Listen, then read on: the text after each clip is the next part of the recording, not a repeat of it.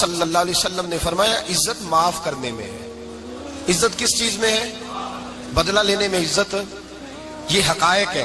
عزت بدلہ لینے، جس نے ایک تھپڑ کے جواب میں دو مارے وہ باعزت نہیں، بلکہ مسند امام محمد بن حنبل پڑھی، حضرت موسیٰ علیہ السلام کوہ طور پہ کھڑے، میرے رسول پاک علیہ السلام فرماتے ہیں جناب موسیٰ علیہ السلام نے اللہ کی بارگاہ میں عرض کیا، اے اللہ ساری دنیا کہتی ہے ہم عزت والے ہیں، ہم عزت والے، من اعز عبادک یا اللہ، اے اللہ تو بتا تیرے بندوں میں عزت والا کون ہے؟ تو حضرت موسیٰ کہتے ہیں رب کریم نے فرمایا اذا قادر غفارا، جس کے پاس بدلہ لینے کی طاقت ہو پھر بھی معاف کر دے وہ بڑی عزت والا ہوا کرتا ہے۔ جو اینٹ کے جواب میں پتھر مار سکتا ہو، جو گولی کے جواب کے اندر 15 گولیاں مار سکتا ہو لیکن معاف کر دے وہ بڑی عزت والا ہے۔ عزت والا ہے جو معاف کرے۔ حضرت فخر جہاں دہلوی بہت بڑے درویش تھے، سلسلہ عالیہ چشتیہ کا بہت بڑا نام، اور اس صوفی کے آپ حالات پڑھیں تو رب کریم نے بڑا ہی نوازا ہوا تھا۔ دلی کی جامع مسجد کے خطیب، اور ان کی کرامت یہ تھی کہ جو آدمی آ کے سامنے کھڑا ہوتا تھا نا اسے بتانا نہیں پڑتا تھا کہ میرے دل میں کیا ہے، بتانا نہیں پڑتا تھا۔ سامنے آ کے کھڑا ہوتا تھا تو حضرت ہاتھ اٹھاتے تھے، کہتے تھے اللہ یہ بے اولاد ہے اسے اولاد عطا کر دے۔ دوسرا آ کے کھڑا ہوا، خوشی نہیں ہو رہی آپ کو؟ دوسرا آدمی کھڑا ہوا، دوسرا آدمی، اس نے آ کے کہا دعا کے لیے سامنے کھڑا ہوا تو حضرت کہنے لگے اے اللہ بیمار ہے، وہ کہتا میرے دل میں بات تھی مجھے بتانی نہیں پڑی، اتقوا فراست المؤمن فانه ينظر بنور اللہ، نبی پاک نے فرمایا مومن کی فراست قلبی سے ڈرا کرو، وہ تو اللہ کے نور سے دیکھتا ہے، نور الہی سے۔ میں بیمار ہوں کہنا نہیں پڑا، حضرت نے دعا کر دی۔ اب جب اجتماع زیادہ ہو گیا، لوگ بڑھ گئے، دلی کی جامع مسجد کے باہر بھی صفیں بچھنے لگی، تو بادشاہ کو ٹینشن ہو گئی کہ یہ مولوی میرے لیے مسئلہ ہی نہ بنا دے کل کو۔ اس نے ایک سازش رچی، ایک طوائف تھی، اس طوائف کو کچھ پیسے دیے، کہنے لگے ایکٹنگ کرنی ہے، کہنے لگی فکر نہ کریں۔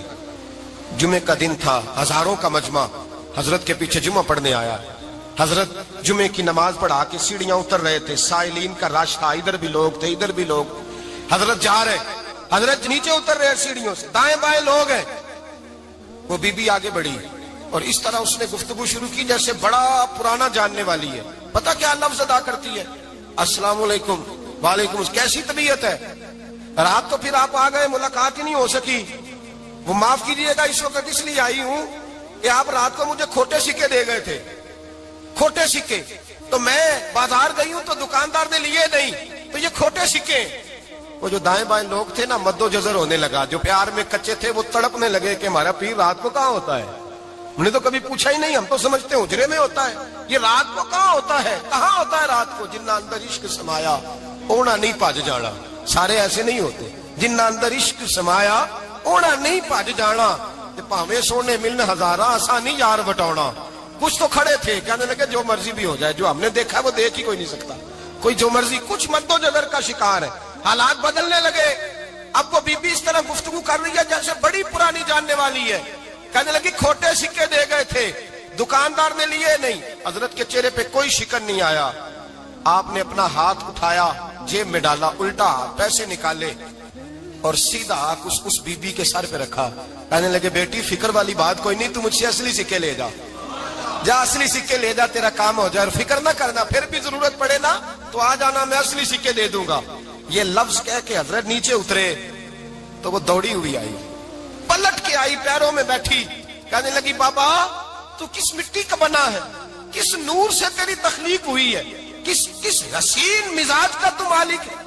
میں وہ بی بی جس کو سارے لوگ گندی نظر سے دیکھتے ہیں معاذ اللہ، اور میں فلاں بادشاہ کے کہنے پر ایکٹنگ کرنے آئی طوائف، اور میں تیرے دروازے پہ تجھے بدنام کرنے آئی ہوں اور تو نے مجھے بیٹی بنا لیا ہے۔ آج تک کسی نے بیٹی نہیں کہا اور تو نے میرے سر پہ ہاتھ رکھ کے کہا بیٹی، یہ لفظ کہے قدموں میں گری، اٹھ کے حضرت نے سر پہ پھر ہاتھ پھیرا، اٹھی آنسو پونچھے، نقاب اوڑا، کہنے لگی اب میں دلی والوں کو بتاؤں گی کہ فخر جہاں کی بیٹی کس طرح کی ہوا کرتی ہے، اب بتاؤں گی فخر جہاں کی بیٹی کس طرح کی ہوتی ہے۔ فرمایا میرا مکان اب کسی طوائف کا کوٹھا نہیں رہے گا، میں اسے مسجد بناؤں گی، اب قیامت تک وہاں سے یا درود پڑھا جائے گا یا محمد عربی کے نام کی اذانیں پڑھی جائے گی۔ یہ عزت ہے، یہ وقار ہے۔ بھائی آپ کسی کو معاف کر کے تو عزت لے سکتے ہیں، یہ بھی تو ہو سکتا تھا نا پکڑ لو اس کو، یہ تمہارے پیر پہ الزام لگانے آئی ہے پکڑو مارو، یہ بھی کام ہو سکتا تھا، لیکن حضرت نے معاف کیا۔ امام زین العابدین میرے مصطفیٰ کریم کے نواسے، امام حسین کا میدان کربلا میں بچ جانے والے اکیلے بیٹے، اور امام زین العابدین فرماتے ہیں میں اگر 1 مہینہ عمرہ کرنے نہ جاؤں تو حجر اسود میری خواب میں آتا ہے اور مجھے آگے کہتا ہے حضور میری آنکھیں ترس گئی ہیں، مجھے دیدار تو کرا جائے، دیدار تو کرا جائے۔ اور حجر اسود جدھر امام صاحب گھوما کرتے تھے آپ کے حالات میں لکھا حجر اسود بھی ادھر جاتا تھا طواف۔ اتنی بڑی شخصیت۔ مسجد نبوی سے نکلے تو ایک آدمی نے گالیاں دینی شروع کر دی۔ حضرت پہلے تیز چلتے تھے، جب وہ گالیاں دینے لگا تو آہستہ ہو گئے، وہ دیتا رہا۔ جب آپ کا گھر آ گیا تو آپ فرمانے لگے بھائی میرا مکان آ گیا ہے، کوئی بات اور کرنی ہو تو کر لے، میرے بچوں نے سن لیا تو تجھ سے ناراض ہوں گے۔ اور پھر وہ شخص کہتا جب یہ لفظ کہے نا تو مجھ پہ سختہ طاری ہو گیا، یہ کیا کہہ رہے ہیں؟ ہم تو دشمن کو بھی پاکیزہ سزا دیتے ہیں، یہ کیا کہہ رہے ہیں؟ حضرت نے کہا کوئی بات کرنی ہو تو کر لے، میرا مکان آ گیا ہے۔ وہ کہتا ہے میں اس بات پہ بھی سختے میں تھا۔ تھوڑی دیر گزری تو فرمانے لگے بھائی ابھی تو نے میرے وہ عیب بیان کی ہے جن کا تجھے پتا تھا، میرے اندر تو اور بڑیاں کوتاہیاں پائی جاتی ہیں، اور بڑیاں کمیاں، بڑی پتہ سارا ہے سردار مکیتیاں دا من نانم کے من دانم، تجھے کیا پتا میرے تو بڑے عیب چھپے ہوئے ہیں۔ وہ شخص کہتا ہے مجھ پر دوسرا بم گرا تو پاک محبوب کا پاک نواسا، پاک فاطمہ کے پاک پوتے اندر گئے، کہنے لگے ٹھہر جانا نا، رک میں آیا، کہتے اندر گئے، 1 بوتل سرکے کی لائے، 1 بوتل شہد کی لائے، 5 کلو کھجوریں لائے، میرے ہاتھ میں تھمائی، کہنے لگے تحفہ ہے۔ کہتے ہیں میں اب تو ماری گیا، میں نے کہا حضور یہ کیا ہے سارا کچھ، میں گالیاں دے رہا تھا۔ آپ فرمانے لگے جو تو کر رہا تھا وہ تیرا کردار ہے، اور یہ جو میں نے کیا ہے یہ میرا کردار ہے، اس لیے کہ میرے دادا مولا علی شیر خدا حل عطا مشکل کشا، حضرت علی نے نصیحت فرمائی تھی کہ بیٹا جو گھر آئے وہ خالی ہاتھ نہیں جانا چاہیے، جو دروازے پہ آئے وہ خالی ہاتھ نہیں جانا چاہیے۔ حضرت پیچھے پلٹے تو وہ پیروں میں بیٹھ گیا، کہنے لگا حضور میں نے حسین کو نہیں دیکھا، میں نے علی فاطمہ کو نہیں دیکھا، میں نے مصطفیٰ کو نہیں دیکھا، پر آپ کو دیکھ کے لگتا ہے کہ ان کے اخلاق کتنے اعلیٰ ہوں گے، کتنے اعلیٰ ہوں گے۔ میں لعنت بھیجتا ہوں اس پر جس نے مجھے کہا تھا کہ زین العابدین کو برا کہو، کائنات میں اگر قصیدے پڑھنے چاہیے تو مصطفیٰ کی آل کے پڑھنے چاہیے، اگر تعریف کرنی چاہیے تو رسول اللہ کی آل کی کر۔ تیری نسل پاک میں ہے بچہ بچہ نور کا، تیری نسل پاک میں ہے بچہ بچہ نور کا، تو ہے نے نور تیرا سب گھرانہ نور کا۔ فرمایا آپ تو تعریف کے، تو بھائی یاد رکھیں آپ بدلہ لے کے عزت نہیں کرا سکتے، عزت تو معافی میں ہے، معافی میں عزت ہے۔ حضرت بایزید بستامی کے ساتھ یہودیوں کا پیشوا رہتا تھا، زیادہ تر مخالفتیں حسد کی وجہ سے ہوتی ہیں، حسد بنیادی وجہ ہوتی ہے۔ قرآن مجید نے کہا محبوب یہ تیرے ساتھ جو زیادتی کرتے ہیں، معاذ اللہ بے ادبی کرتے ہیں، حسد من عند انفسہم، ان کے دلوں میں تیرا حسد ہے۔ حسد بنیادی وجہ ہے، اختلاف حسد ہوتا ہے جو وجہ بنتا ہے۔ حضرت بایزید بستامی کے پڑوس میں یہودیوں کا پیشوا رہتا تھا، آپ کی مخالفت کرتا، ساری زندگی اس نے مخالفت کی، یہودی اسے بڑا مانتے تھے، اس سے کوئی غلطی ہو گئی سارے اسے چھوڑ گئے، پہلے رئیس اعظم ہوتا تھا پھر غریب ہو گیا۔ ایک دن حضرت بایزید بستامی گھر آئے تو بچے کے رونے کی آواز آئی، زوجہ سے پوچھنے لگے اس کا بچہ کیوں روتا ہے؟ تو کہنے لگی آپ کو پتا ہے نا اب لوگ اسے چھوڑ گئے ہیں تو گھر میں دیا نہیں جلتا، بچہ چھوٹا ہے اندھیرے میں روتا ہے۔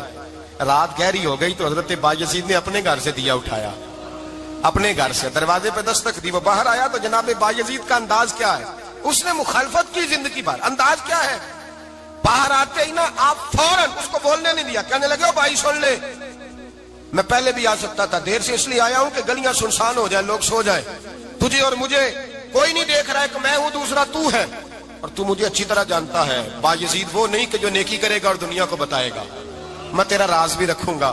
اور بچے تو معصوم ہوتے ہیں نا، فرمایا میرے بڑے ہو گئے تیرے چھوٹے ہیں، یہ پکڑ لے دیا گھر میں لے جا، اور میرا وعدہ ہے کسی کو ساری زندگی اس نے مخالفت کی۔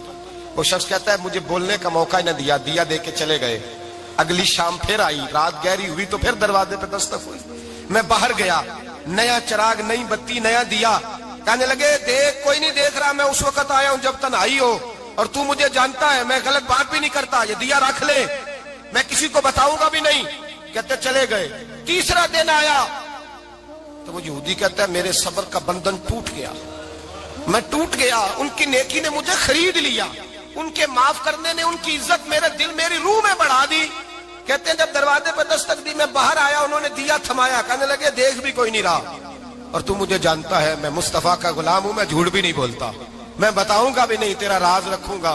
कहते उन्होंने दिया दिया तो उस यहूदी पेशवा ने शोर मचाना शुरू किया, कहने लगा मुसलमानों बाहर निकलो, यहूदियों बाहर आओ, ईसाइयों बाहर आओ। शोर मच गया, लोग छतों पे चढ़ गए। क्या हुआ क्या हुआ? कहने लगा ये बायजीद है, मैं यहूदियों का पेशवा हूं, मैंने सारी जिंदगी झूठे इल्जाम लगाए, सारी जिंदगी इसको बदनाम करने का हर हरबा इस्तेमाल किया, जो मुझसे बन सकता था मैंने किया, पर ये अजीब शख्स है, ये परसों भी मुझे दिया दे गया है, आज भी दे गया है, कल भी दे गया है, मैं सारी जिंदगी इसे रुलाता रहा, और इसने मेरा छोटा सा बच्चा भी मेरे बच्चे का रोना भी इससे बर्दाश्त नहीं हुआ। मैं तुम सबको गवाह बना के कहता हूं, मैं झूठा हूं, बायजीद सच्चे हैं, इनका मजहब भी सच्चा है, कुरान भी सच्चा है, इस्लाम भी सच्चा है, और जिस मुस्तफा का ये कलमा पढ़ते हैं वो महबूब भी बड़ा सच्चा है, ये सच्चे दीन के मानने वाले हैं।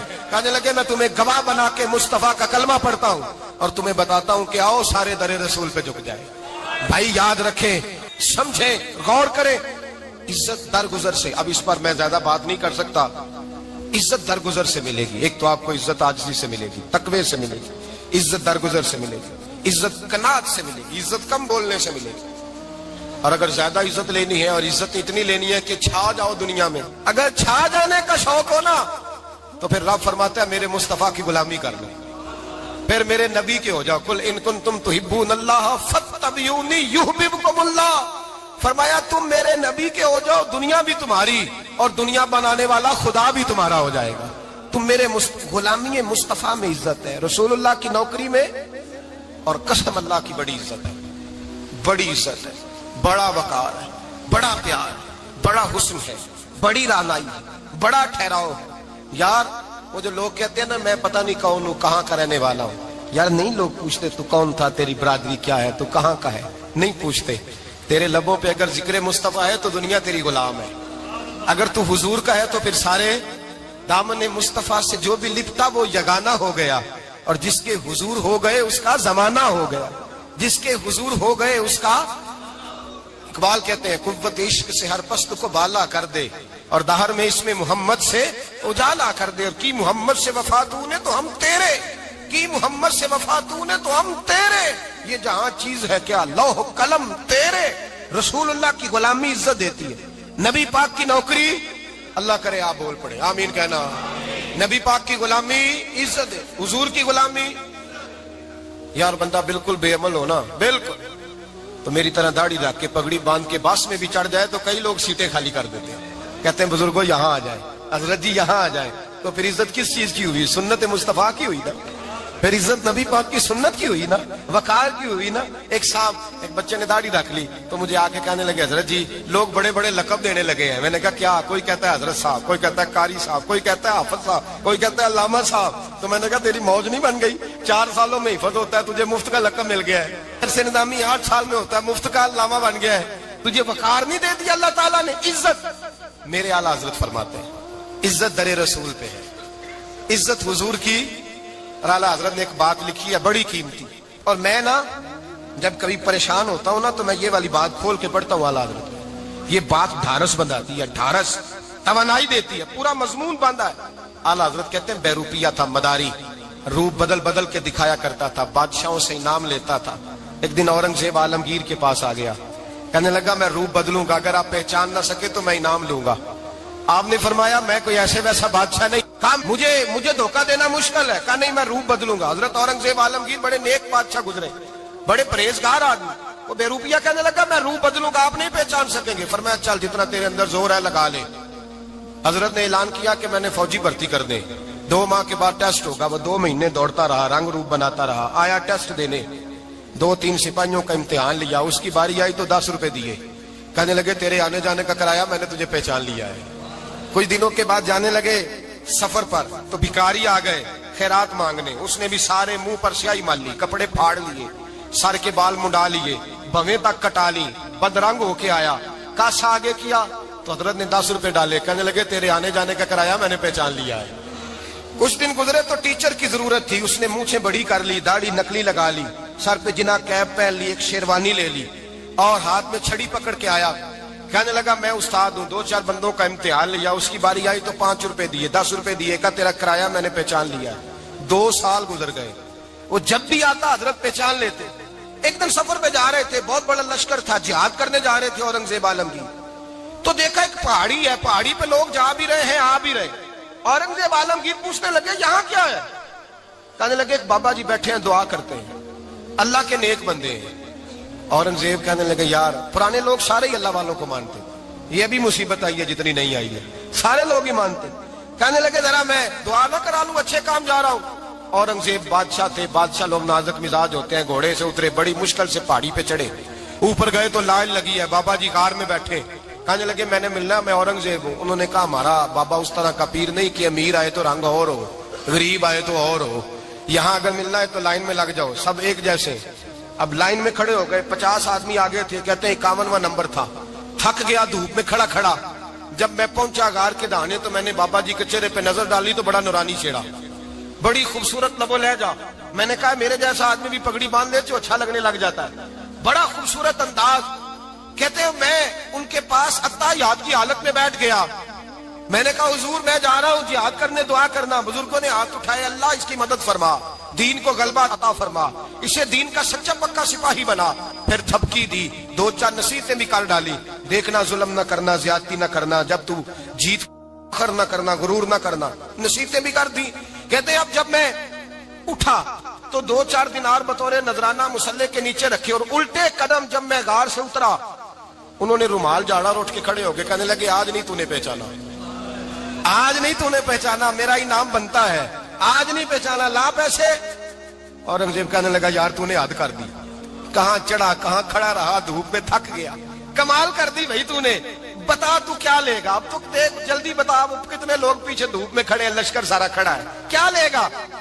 اس نے کہا سب سے قیمتی ہیرے وہ ہیں جو تیرے سر کے تاج میں لگے ہوئے ہیں، مجھے تیرا تاج چاہیے۔ او بھائیو سننا اور یاد رکھنا، میرے اعلیٰ حضرت کہتے ہیں بادشاہ نے سر کے اوپر سے تاج اتارا، بہروپیے کے قدموں میں رکھا اور کہنے لگے یہ لے، اور یہ تو تیرا مانگنے پر میں نے دیا ہے نا، میں واپس آتا ہوں تو آنا میں اپنی مرضی سے بھی تجھے دوں گا، تو نے اورنگزیب جیسے بندے کو دھوکہ دیا، آنا میں اس وقت بھی دوں گا۔ وہ دے کر بس بات ختم ہو گئی، حد ہو گئی، دے کر کہتے ہیں جب میں پلٹا نا واپس، بہروپیے نے آواز دی بادشاہ ٹھہر جا، تو میں نے پلٹ کے دیکھا تو کہنے لگے یہ اپنا تاج لے جا، اٹھا اور لے جا۔ میں نے کہا 2 سال بیت گئے تجھے محنت کرتے، آج قابو آیا تو لے جاؤں۔ کہنے لگا لے جا، مسئلہ سمجھ میں آ گیا۔ میں نے کہا مجھے بھی تو سمجھانا۔ تو کہتے ہیں وہ پھوٹ پھوٹ کے رویا، اس کی آنکھیں برس پڑی، سیلاب کی طرح آنسو بہ نکلے، تڑپا اور رو کے کہنے لگا بادشاہ میں نے جھوٹ موٹ رسول اللہ کی غلامی اختیار کی تھی، جھوٹ موٹ کی داڑھی، جھوٹ موٹ کی پگڑی، جھوٹ موٹ کا فقر، میں نے جھوٹ موٹ نبی پاک کا لباس پہنا ہے، تو تیرے جیسے بادشاہوں کے تاج میرے قدموں میں آ گئے ہیں۔ اگر میں سچ مچ رسول اللہ کا غلام بنوں گا تو اللہ کیا کچھ عطا فرمائے گا، اللہ کتنی نعمتوں سے نوازے گا۔ میرے اعلیٰ حضرت کیا فرماتے ہیں؟ اعلیٰ حضرت فرماتے ہیں فرشتے بھی کرتے ہیں تعظیم میری۔ کون جی؟ اللہ۔ ایسا عقیدہ بھی کم ملے گا جو بریلی کے امام کا عقیدہ ہے، ایسا بھی کم۔ کہتے ہیں فرشتے بھی کرتے ہیں تعظیم میری، کیوں؟ فرمانے لگے فدا ہو کے ان پر یہ عزت ملی ہے، فدا ہو کے ان پر یہ۔ حضرت سلمان فارسی گورنر تھے، کھانا کھا رہے تھے، دسترخوان بچھا تھا، رسول پاک صلی اللہ علیہ وسلم کا فرمان ہے روٹی کا لقمہ دسترخوان پہ گرے اٹھا کے کھا لو، اللہ تمہاری بخشش فرما دے گا۔ دسترخوان صاف ہوتا ہے، روٹی، بڑے گورنر تھے آپ، بڑے بڑے سفیر بیٹھے تھے، وزیر بیٹھے تھے، روٹی کا لقمہ گر گیا۔ آج تو لوگ فیشن میں عزت ڈھونڈتے ہیں نا، وقار ڈھونڈتے ہیں کہ میں جدید دنیا کے ساتھ مل جاؤں، میں معاذ اللہ لڑکی لڑکے کٹھے بٹھا کے منگنی کروں تو میں ماڈرن شمار ہو جاؤں گا، میں بڑے بڑے ڈھول بجاؤں تو ماڈرن بنوں گا، میں اگر مہندی پہ سارے تماشے کر ڈالوں تو میں ماڈرن ہوں۔ دیکھو عزت کس بات میں۔ حضرت سلمان فارسی روٹی کھا رہے تھے، سفیر وزیر نہ جانے بڑے بڑے لوگ بیٹھے تھے، کھانا کھاتے کھاتے لقمہ گرا دسترخوان پہ، حضرت سلمان فارسی نے سمیٹا، منہ میں رکھا، پھر انگلی مار کے دسترخوان صاف کیا۔ ایک صحابی کان میں کہنے لگے سلمان کیا کر رہے ہو، کیا کر، آپ گورنر ہے، سوچئے تو صحیح، یہ لوگ کیا کہیں گے دنیا دار کے، مسلمانوں کو روٹی نہیں ملتی، اٹھا اٹھا کے کھا رہے۔ کان میں بات کی، کان میں۔ حضرت سلمان فارسی کان میں جواب دے سکتے تھے، کہہ سکتے تھے نہیں ایسے ہی کرنا ہے، انہوں نے کان میں بات کی، لیکن جناب سلمان فارسی اعلیٰ اعلان بولے کہنے لگے ان 4 5 6 دنیا داروں کے لیے میں اپنے نبی کا طریقہ چھوڑ دوں، اپنے رسول کی سنت چھوڑ دوں؟ یہ 4 5 دنیا داروں میں کھجوریں اتارتا تھا، نوکریاں کرتا تھا، یہ جو میرے سر پر عزت کے بال ہیں یہ محمد عربی کے اگائے ہوئے ہیں، رسول اللہ کے اگائے ہوئے ہیں۔ اور بھائیو حد ہو گئی۔ حضرت بلال رضی اللہ تعالیٰ، حضرت بلال آئے جناب عمر سے ملنے، کیسے وہ کس ربی آئے تو عمر خاطر میں نہ لائے، پر بلال حبشی دروازے پہ داخل ہوئے تو فاروق اعظم نے کرسی چھوڑ دی، ہاتھ باندھ کے کونے میں کھڑے ہو گئے۔ کالا رنگ ہے، نام بھی لکھنا نہیں جانتے، زمانے میں تعارف کوئی نہیں، حضرت عمر نے ہاتھ باندھا ہے۔ لوگ کہنے لگے عمر تو کیسے ہو، کس طرح سے نہیں ڈرتا، یہ کون آ رہا ہے جس کے لیے تیرا اتنا استقبال ہے؟ حضرت عمر کہنے لگے چپ کر جاؤ، اس کی بات نہ کرنا، اسے آنے دو، اسے آنے دو، اس کی بات نہ چھیڑنا۔ حضرت سیدنا بلال آئے، کہنے لگے امیر المومنین کیا کر رہے ہو؟ فرمایا نہیں چپ کر یار، بازو پکڑا، اپنی کرسی پہ بٹھایا۔ حضرت بلال کہنے لگے حضور میں غلام ہوں، مجھے تو طریقے بھی نہیں آتے ان کرسیوں پہ بیٹھنے کے، میں تو غریب ماں کا بیٹا، غلام باپ کی اولاد، سلیقہ، یہ آپ کیا کر رہے ہیں؟ تو حضرت عمر کہنے لگے بلال تھا تو غلام ہی، پر جب سے مصطفیٰ کا غلام بنا ہے تو ہمارا امام بن گیا ہے، اب تو امام ہے رسول اللہ کی امت کا۔ فرمایا وہ مجھے دن یاد ہے جب مکہ فتح ہوا تھا، بت ٹوٹ گئے تھے، بڑے بڑے سردار تھے، اور میرے نبی نے فرمایا بلال سے کہو کعبے کی چھت پہ چڑھ کے اذان دے، تو لوگوں نے کہا حضور یہ سارے جل گئے ہیں، کسی اور کی ڈیوٹی لگا دے۔ حضور نے فرمایا چپ کرو، بدر میں مار کھا کے اذان پڑے تو بلال، احد میں پتھر برسے اذان پڑے تو بلال، تپتے صحراؤں میں پڑے تو بلال، ہر جگہ مار کھائے تو بلال۔ اور آج اگر اللہ نے عزت دی ہے تو میں لوگوں کو دیکھ کے بلال کو عزت نہ دوں؟ میں بتانا چاہتا ہوں کہ رسول اللہ کی غلامی میں عزت ہے۔ فرمایا کوئی اوپر نہیں چڑھے گا، ابو بکر بھی نیچے، عمر بھی نیچے، عثمان و علی، طلحہ اور زبیر بھی نیچے۔ آج یہ حبشی غلام کعبے کی چھت پہ چڑھے گا اور میں دنیا کو بتاؤں گا کہ اصل عزت اسی کے پاس ہوتی ہے جو رسول اللہ کا غلام ہوا کرتا ہے۔ بھائی یاد رکھیں عزت حضور کی غلامی میں ہے، نہ یہ دیکھو میری برادری کیا کہتی ہے، رمضان کا مہینہ ہے، 10واں روزہ ہے، حضرت خدیجہ کا یوم وصال ہے، نہ دیکھو دنیا کیا کہتی ہے، یہ دیکھا کرو رسول اللہ کیا کہتے ہیں۔ نبی پاک چھوڑ دو ساری دنیا کے دھوکے، سارے فیشن، ساری رسومات، ساری تہمات، چھوڑ دو، سیدھی توجہ مدینے والے محبوب کی طرف کرو، جیسے حضور کہیں ویسے کرو۔ قول کا نہیں تھا حضور اللہ نے آپ کو جوان اور خوبصورت بیویاں دی ہیں، پر میں جب بھی سنتی ہوں جناب خدیجہ کا ذکر ہی سنتی ہوں۔ میں نے رشک کے انداز میں کہا، کہتی میں بات کہہ کے خاموش ہو گئی، اور جب میں نے نظر اٹھا کے دیکھا تو حضور کی آنکھوں میں آنسو۔ نبی پاک صلی اللہ علیہ وسلم کا یہ انداز دیکھا تو میں نے کہا حضور میں رب رسول کی بارگاہ میں توبہ کرتے ہیں، اب تو رو دیے۔ تو حضور فرمانے لگے عائشہ یہاں جو بھی آیا ہے نا وہ سکھوں اور آسانیوں کے دنوں میں آیا ہے، اور خدیجہ میری ان دنوں کی ساتھی تھی جو میرے تکلیف کے دن تھے، میری آزمائشوں کی، میری پریشانیوں کی میری ساتھی تھی۔ جب لوگ مجھے تکلیف دیتے تھے میں گھر جاتا تھا تو مجھے کہتی تھی حضور آپ تو صلہ رحمی کرتے ہیں، غریبوں کا بوجھ اٹھاتے ہیں، آپ تو لوگوں کے ساتھ محبت سے پیش آتے ہیں، حضور آپ پریشان نہ ہو، آپ کا رب آپ کو ہمیشہ عزت ہی عطا فرمائے گا۔ فرمایا وہ میری تکلیفوں کی اسے کیسے، میرے بھائی رشک کیا لوگوں نے ایک دوسرے پر، حسد نہیں کیا۔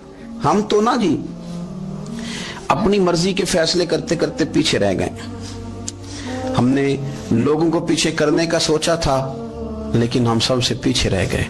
ہم نے سیاست اور سازش کی تھی کہ کچھ لوگوں کے دلوں پہ پیر رکھ کے میں اپنا قد اونچا کروں گا، کچھ کے سینوں پہ پیر رکھ کے، لیکن ایسا نہیں ہوتا، یہ ہوتا نہیں۔ آپ کسی کی جگہ نہیں لے سکتے، اس لیے کہ رب نے سب کی جگہ اپنی اپنی بنائی ہوئی، سب کی جگہ۔ ہاں ایسا ضرور ہوتا ہے کہ کئی دفعہ نا ہم اپنے مقام کو گرا لیتے ہیں، وہ کسی نے کہا تھا کہ ایسا نہیں کہ تیری جگہ کوئی اور آ گیا، لیکن تیرا مقام بھی اب تیرا نہیں رہا۔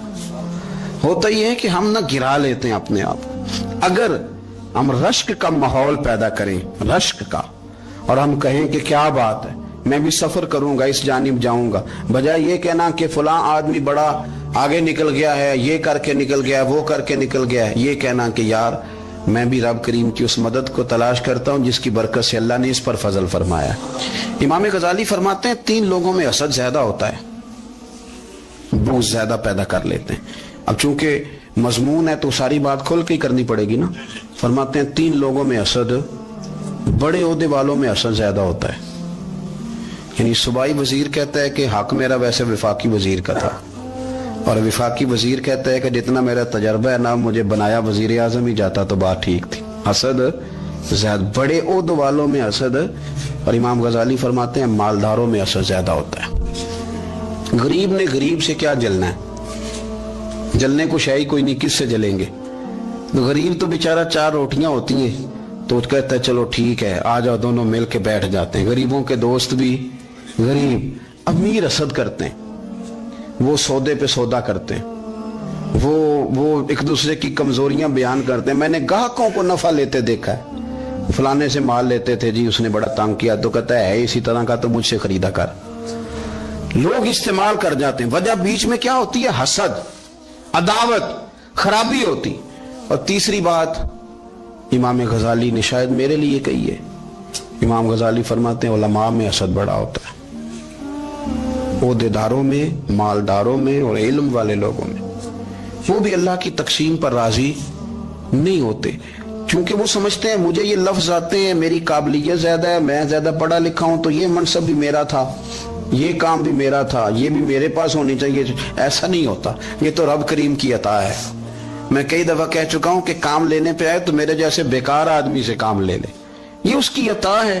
اب ہمیں کرنا کیا ہے؟ ہمیں اس کی تقسیم پر راضی رہنا ہے، اس کی تقسیم پر قربان جائیں. رسول پاک علیہ السلام سے صحابی نے پوچھا حضور عزت کیا ہے؟ فرمایا جو رب نے تجھے دیا اس پہ راضی ہو جا، اللہ عزت عطا کر دے گا. قناعت کر، جو اللہ نے تجھے دیا اس پر قناعت کر، اللہ تجھے عزت دے دے گا. حضور ذلت کیا ہے؟ فرمایا لوگوں سے لالچ نہ رکھنا، تو ذلیل ہو جائے گا. لالچ نہ کر. تیزی کے ساتھ پروموٹ ہوتی ہیں چیزیں، ہمیں سازش کرنی آتی ہے. ہمارا خیال ہوتا ہے کہ میں نے دوسروں کے پیسوں پہ کاروبار کرنا ہے. ہمارا خیال ہوتا ہے کہ پالٹی ڈال کے روٹی کھانی ہے.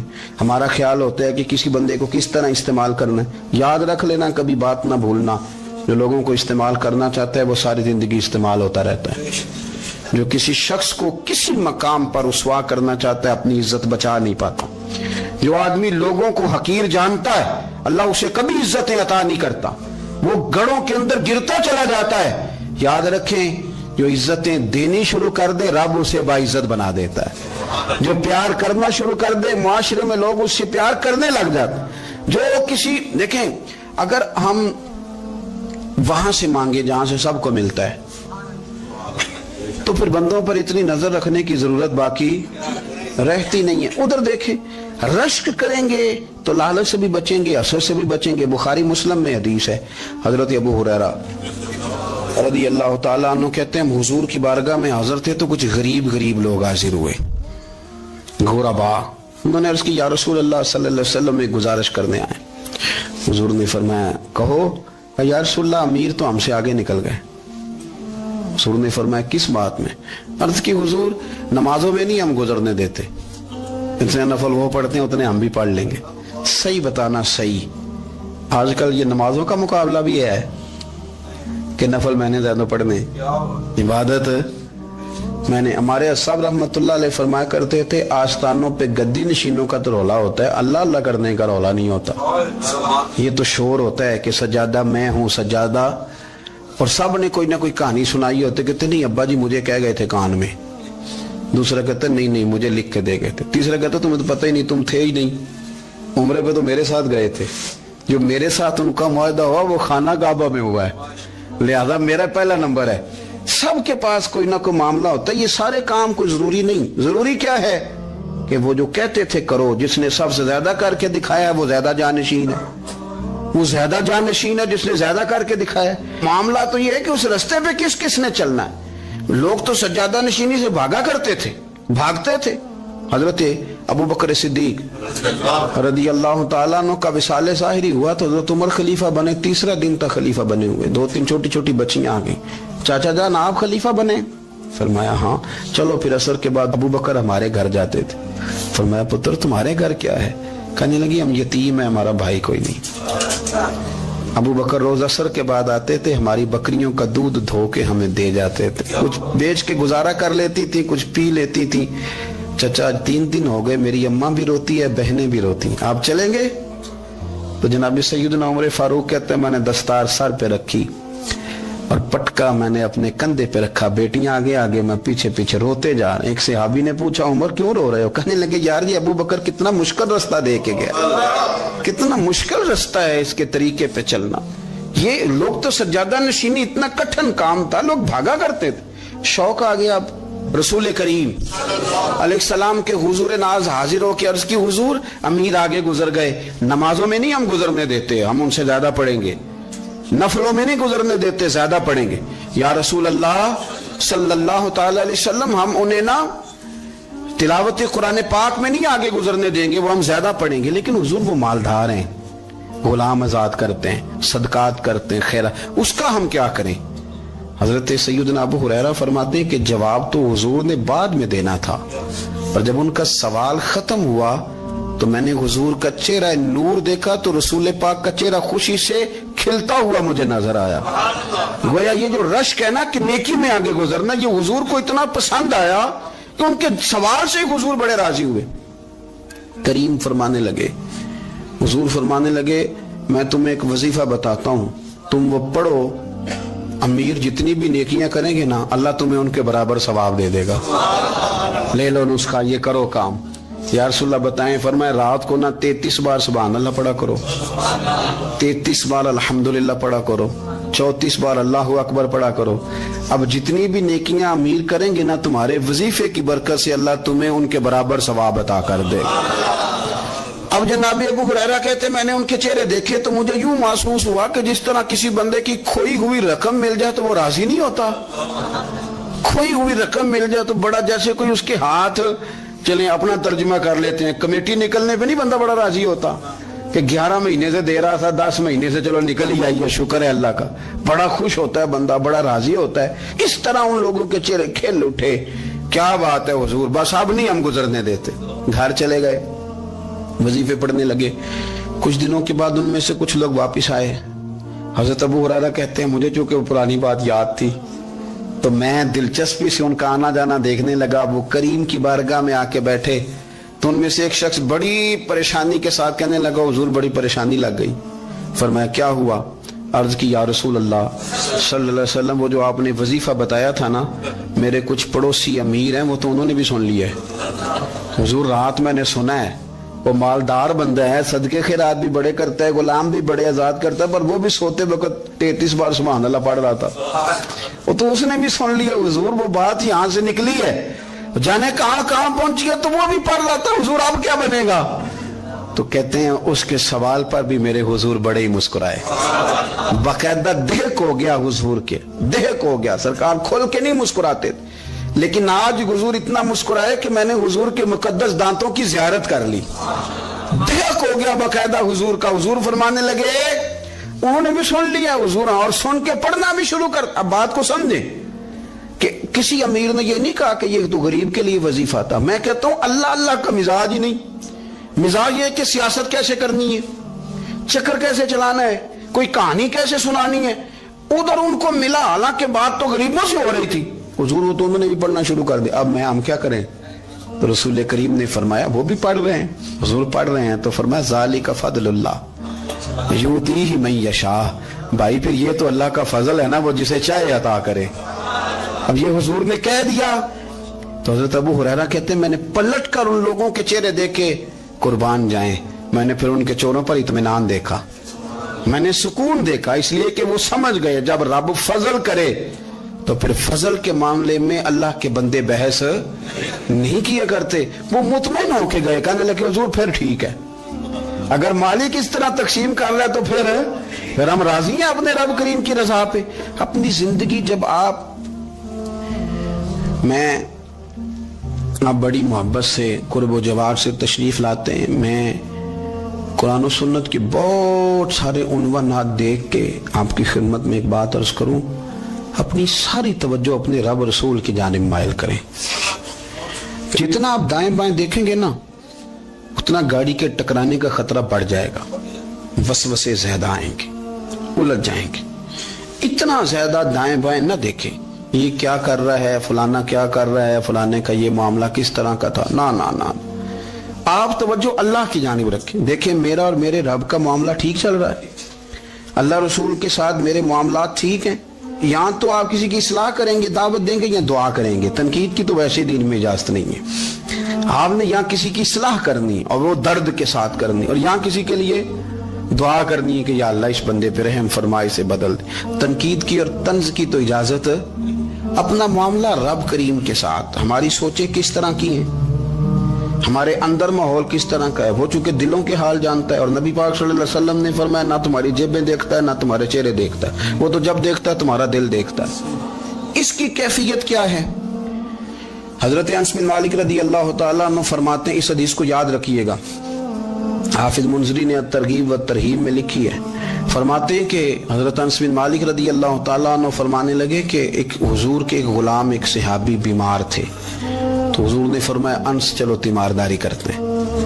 کہتے ہیں حضور کے ساتھ گئے، نبی پاک صلی اللہ علیہ وسلم پہنچے. جب ہم نے اس شخص کو دیکھا تو حضرت انس کہتے ہیں ہم پریشان ہو گئے، چونکہ ہم نے اسے بڑا صحت مند دیکھا تھا، وہ کمزور ہو گیا، وجود پر بہت سارا گوشت دیکھا تھا، اب ہم دیکھ رہے ہیں کہ وہ ہڈیاں ہی ہڈیاں رہ گئی ہیں، چہرہ بڑا بارونق تھا، اب کمزوری ہو گئی. رسول کریم تشریف لے گئے اور حضور اس کی چارپائی کے سرہانے بیٹھے، اور جب حضور نے اپنا دست مبارک اس کے بالوں میں رکھا اور نبی پاک نے دست شفقت پھیرا تو کہتے ہیں اس شخص نے آنکھیں کھولی اور حضور کا چہرہ دیکھا تو اس کی خوشی کی کوئی انتہا نہ رہی، بڑا راضی ہوا، بڑا راضی.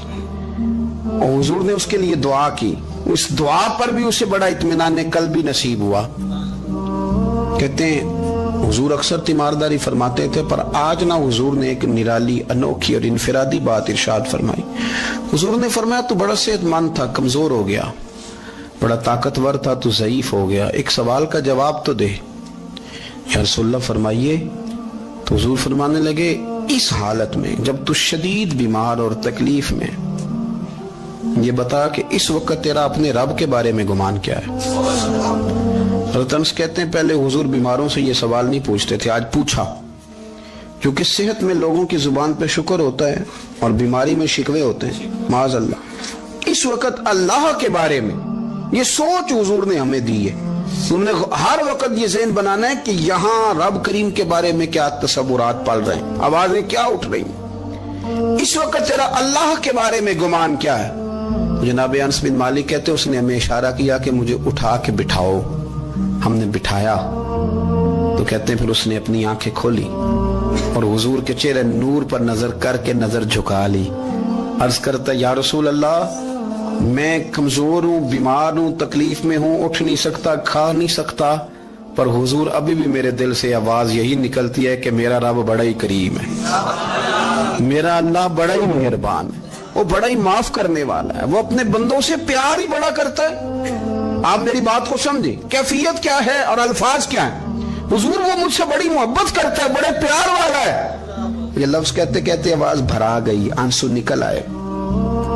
پھر اس نے تکلیف زیادہ محسوس کی تو وہ لیٹ گیا اور پھر اس نے حضور کے چہرے نور پہ نظر ڈالی، کلمہ پڑھا، روح ہی پرواز کر گئی. حضرت انس بن مالک فرماتے ہیں ہم اس کے گھر سے نکلے اور جب حضور اس کے کمرے سے باہر آئے تو رسول کریم نے پلٹ کر رک کر پھر پیچھے دیکھا اور فرمایا انس اگر کسی جنتی کی زیارت کرنی ہے تو میرے اس غلام کا چہرہ دیکھ لو. اس لیے کہ جن لوگوں کے نظریات رب کریم کے بارے میں اس طرح کے ہوں پھر ان کے خاتمے خیر کے ہوتے ہیں.